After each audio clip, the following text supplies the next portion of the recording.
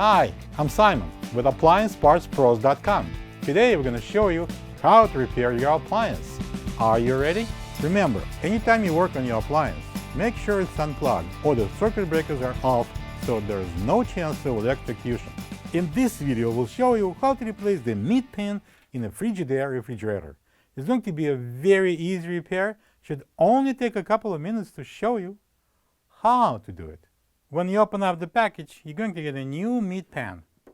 The meat pan is located in the center of the fresh food compartment and could be used for storing meats and cheese.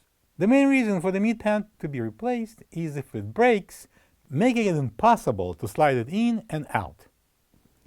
Let's open the refrigerator door.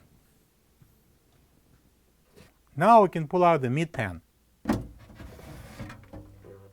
This is the old meat pan next to the new one. If you don't have this part, you can get it from AppliancePartsPros.com.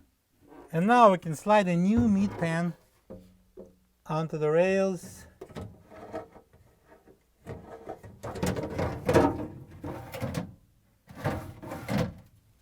And now we can close the door. Plug the fridge back in and make sure it's cooling. Thank you for being a part of another successful repair brought to you by AppliancePartsPros.com.